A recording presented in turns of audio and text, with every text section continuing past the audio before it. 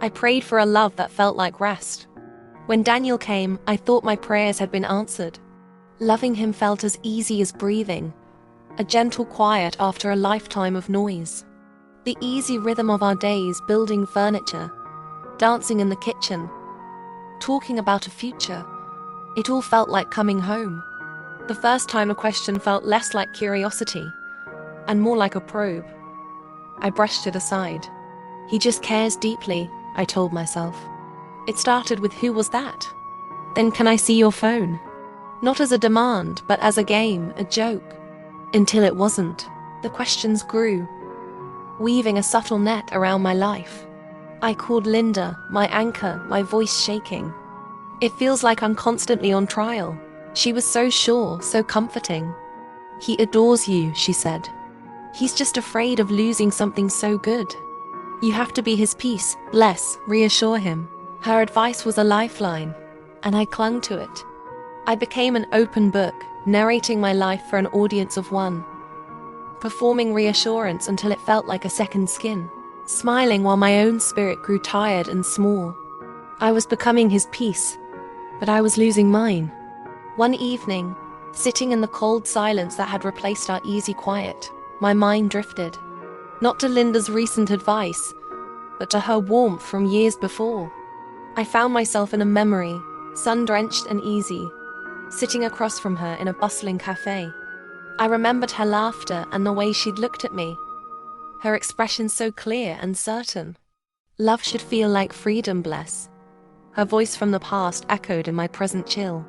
Not a test you have to keep passing every single day. The memory struck me with the force of a physical blow. The warmth of the past made the coldness of my present unbearable. When Daniel later questioned a message from a coworker, a simple, "Great job today," his voice laced with that familiar, soft-edged suspicion. I didn't just hear his words. I heard Linda's freedom, not a test. And in that moment, the performance shattered. I looked at the man I loved and saw, for the first time, the cage that had been built around me, one gentle question at a time. The silence that fell after wasn't empty. The peace I had been fighting to keep wasn't peace at all. It was just his silence. I didn't know what came next, but I knew. This was the beginning of the end. I didn't leave that night. Endings, I was learning, don't always come with doors slamming or bags packed in a hurry. Sometimes they arrive softly and sit with you. Morning came like it always did. Light through the curtains. A kettle boiling. Daniel moving around the apartment as though nothing had changed. And maybe, for him, nothing had. But for me, something had shifted. Not outwardly, inwardly.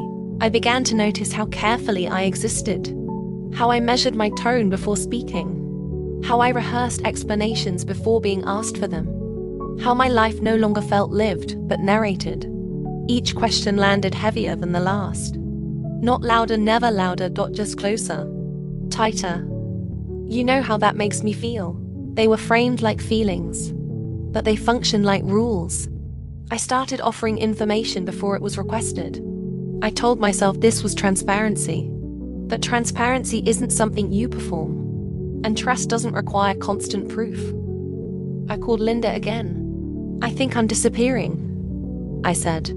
Her advice was soft, reasonable, almost holy. Be his peace. And I accepted it because I needed something to believe. So I tried harder, I smiled more. I apologized faster. I edited myself down to something easier to hold. I prayed differently too. Not for joy, not for clarity. I prayed to be better. Quieter, less complicated. I asked God to smooth the edges of who I was, never stopping to ask why love required that in the first place. My mind drifted back, searching for the girl who didn't have edges, only light. A rooftop at sunset, surrounded by the sound of my friends' laughter, real laughter. The kind that makes your stomach hurt. The feeling of being so lost in a moment of shared joy that I couldn't breathe. Free. The nights grew colder. Not in temperature, but in space. The contrast between that memory and my reality was a silent, daily grief. Then, one night, he questioned a message. I opened my mouth to explain, and then stopped. I heard Linda's voice from long ago. Love should feel like freedom, bless, not a test. And I realized the peace I had fought to protect wasn't peace at all. It was my own disappearance. It was compliance. So for the first time, I didn't perform calm. I didn't smooth the moment away. I didn't say a word. I just took back what was mine. I didn't say a word. And in that stillness, something dangerous happened. Daniel noticed. Not immediately. Not like anger. More like surprise, sharp, contained. Silence had always been my offering. My way of smoothing things over. My way of keeping the air breathable. So when I didn't explain, didn't reassure, didn't bend toward his unease, the room shifted. "You're quiet," he said. Not a question. An observation. I shrugged. A small movement. Barely there.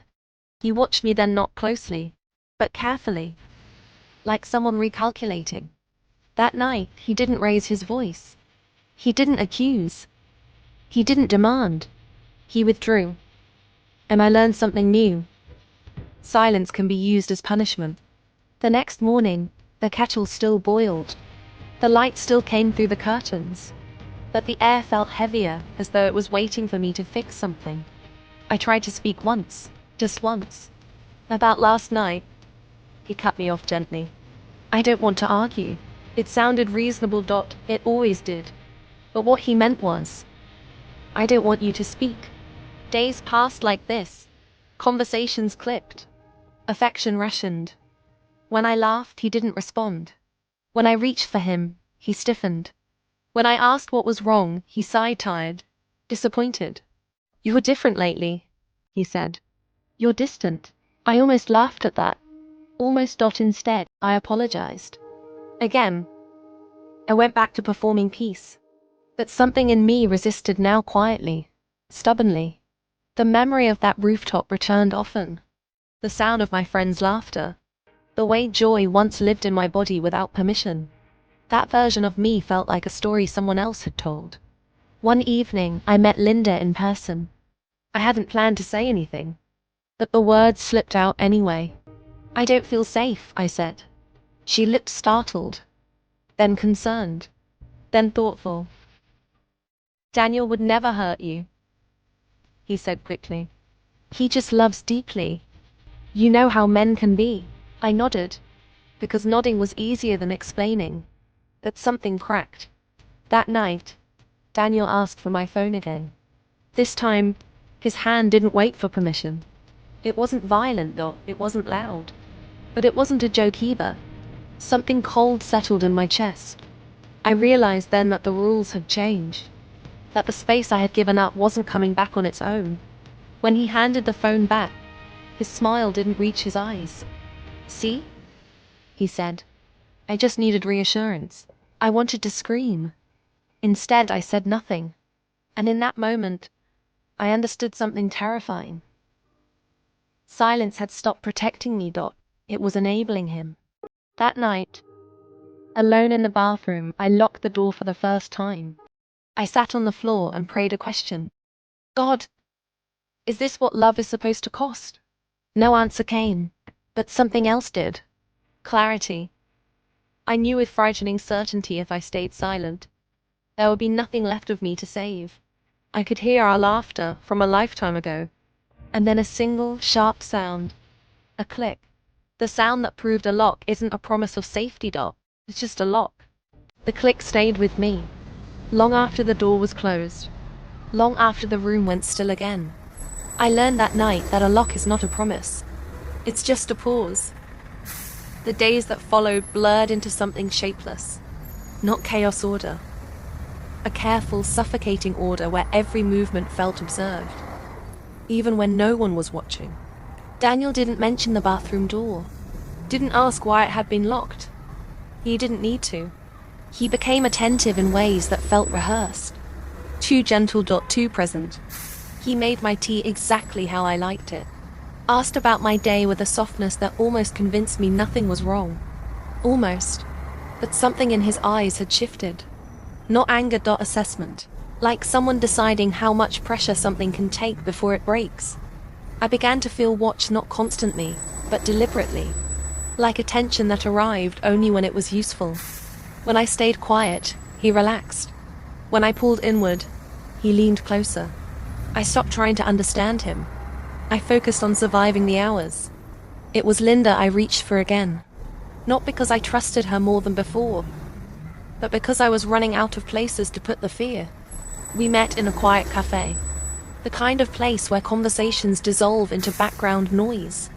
I hadn't planned to say everything, but fear doesn't ask permission. He took my phone, I said. My voice sounded far away. He didn't ask this time. Linda froze just for a moment. Then she smiled.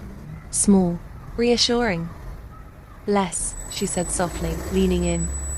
You're letting anxiety take over. Daniel wouldn't cross a line like that. I stared at her at the certainty in her voice, at how easily she spoke over the feeling that had taken root in my chest. Maybe, she continued, if you didn't pull away so much, he wouldn't feel insecure. The words landed gently. That was the worst part. I nodded because nodding still felt like the safest response. Because I didn't yet have language for what was happening to me. Only sensations. Cold, tight, shrinking. When I got home that evening, Daniel was waiting. Not sitting. Standing. You saw Linda today, he said. It wasn't a question. Something inside me stilled. Yes, I replied. He exhaled slowly. Almost relieved. She worries about you, he said. She thinks you've been distant. The room tilted. I realized then that my fear had found its way back to him. That the place I'd taken it, the place I thought was safe, had handed it right back. I didn't confront Linda, not yet. I didn't accuse Daniel. I didn't defend myself. I just felt the circle close. That night, he was calm. Kinder than he'd been in days. He touched my shoulder as he passed, like a reminder. I lay awake long after he slept, staring at the ceiling.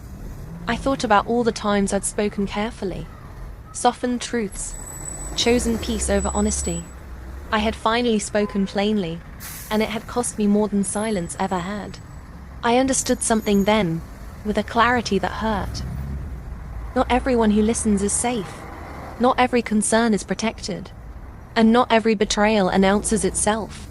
Some arrive dressed as concern, as advice, as love. I turned onto my side, facing the wall. The apartment felt smaller than it ever had. Not because it had changed, but because I finally understood how little room I had left. And for the first time since all of this began, I didn't pray for endurance. I prayed for a way to speak that wouldn't be turned against me. I stopped speaking altogether after that. Not as a decision, as a reflex. Words had become dangerous objects that could be lifted from my hands and used against me. So I learned to live inside pauses, inside nods. Inside smiles that didn't reach anywhere real. Daniel noticed the change immediately. You've been calm lately, he said one morning, watching me over the rim of his cup. I didn't answer, he smiled. Relieved. Calm, I was learning, was his favorite version of me. The days closed in. Not dramatically, methodically. My phone stopped feeling like mine. My time became something I explained in advance. My body learned to flinch before my mind could catch up. When I went quiet, he grew gentler. When I hesitated, he leaned closer. Affection became conditional, given when I complied. Withdrawn when I didn't. And I told myself I could manage it. That this, whatever it was survivable. Until the night it wasn't. It started small, it always does. A question. A tone just sharp enough to cut. Why didn't you answer your phone? I was in the shower, I said. He smiled again. That same careful smile. You should have told me. Something in me shifted. Not fear this time, exhaustion. I can't tell you everything, I said quietly. The room went still. I felt it before I saw it, the way his body changed. The way the air thickened. So now I'm controlling? He asked. I shook my head. I didn't say that. But you meant it. I didn't answer. The silence stretched. Then he laughed. Short, unamused. You know, he said. Linda thinks you've been acting strange too. My chest tightened. She talks to me because she cares, he continued. She worries about you, about us. The last safe place collapsed in that moment. I saw it clearly, then not as suspicion, not as fear, but as fact. Everything I had shared had been handed back to him. Every doubt, every crack, every whispered truth. The betrayal wasn't loud. It was complete. I trusted her, I said. He stepped closer. You trust me, he replied. Not a question, a correction. That was when it happened. Not a slap, not a punch. He grabbed my wrist when I tried to step away. Not hard enough to leave a mark, just firm enough to stop me. The world narrowed. I stared at his hand on my skin and thought, distantly, so this is how it crosses the line. He released me almost immediately, as if realizing what he'd done. As if it mattered. I didn't mean to, he said quickly. You just don't walk away from me like that. I nodded. Because my body remembered how. Later, alone in the bathroom again, I locked the door. My hands were shaking. I pressed my forehead to the mirror and barely recognized the woman looking back. Her eyes were too alert. Too careful. I thought about the rooftop. The laughter. The girl who took up space without apology. She felt impossibly far away. For the first time, I didn't ask God a question. I made a confession. I can't do this anymore. I didn't know where to go. I didn't know who would listen. I only knew this. If I stayed, silence would finish what fear had started. And somewhere beneath the shaking, beneath the grief and the betrayal, a thought formed, quiet but unmistakable. I needed a place where my words wouldn't be punished. A place where speaking wouldn't cost me everything. I didn't leave that night either. Not immediately. Freedom, I was learning, doesn't always begin with movement. Sometimes it begins with permission. The apartment was quiet the next morning. Too quiet. Daniel moved around me carefully now, like someone aware they'd crossed a line but unsure how far. He was kinder, apologetic without apologizing, attentive in ways that felt fragile, temporary. I watched him from a distance I hadn't known how to create before. Not hopeful. Not convinced.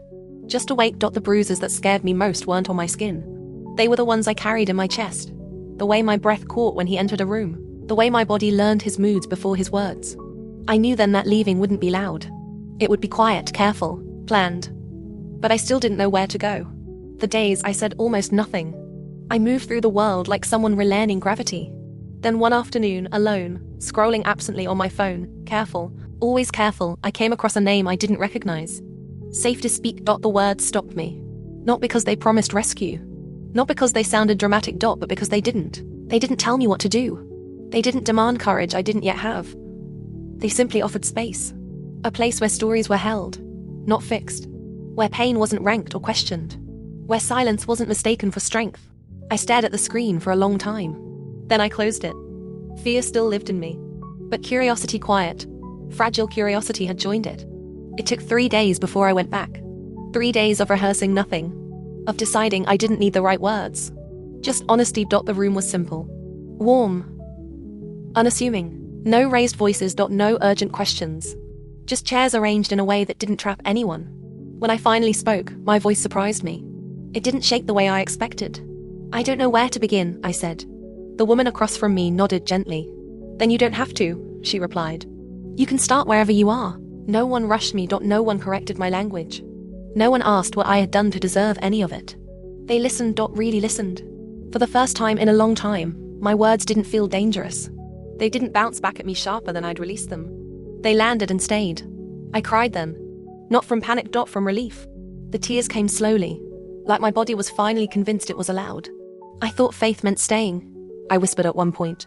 I thought love meant enduring. Someone spoke, not loudly, not authoritatively. Faith also means safety, they said.